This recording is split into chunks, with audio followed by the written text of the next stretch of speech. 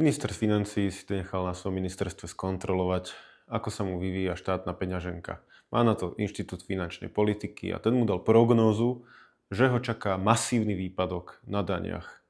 Firmy už jednoducho nevládzu platiť dane a opäť tento rok očakáva, že mu pritečie do kasy o 335 miliónov menej. Minulý rok to bolo 1,6 miliardy. Taký výpadok malo proti tomu, čo plánoval vybrať. Už nie je sa čo čudovať. Máme vysoké daňové zaťaženie, firmy už na Slovensku nechcú investovať, skôr sa pozerajú do zahraničia. Malí živnostníci a podnikatelia už dávno emigrovali do Čiech, preniesli tam množstvo svojej podnikateľskej aktivity a na Slovensko sa už pozerajú ako na prekonanú záležitosť. A ľudia, tí tiež neveria tomu, že sa nám na Slovensku žije dobre, ako ich o tom presvedča Robert Fico alebo minister Kamenický vo svojej propagande.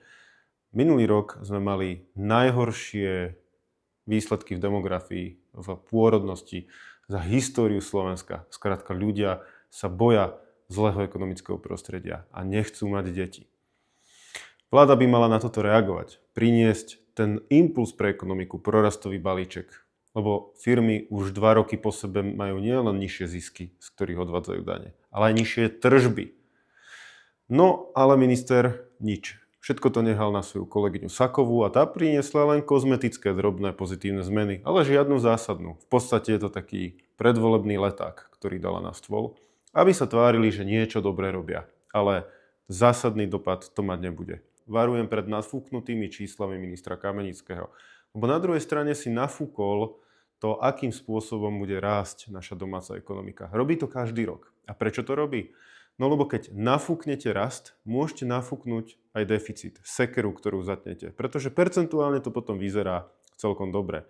Ale keď ten rast ekonomiky skončí v skutočnosti nižšie, ako ste si ho nakreslili, ale ten deficit, ten Kamenický spraví každý rok taký, aký si naplánuje, to je zicher, tak potom to vyzerá opäť zle. Máme vysokú sekeru a Kamenický tým vlastne manipuluje s číslami, aby si vytvoril priestor na ďalšiu veľkú sekeru. Ináč povedané, na predvolebnú rozdávačku.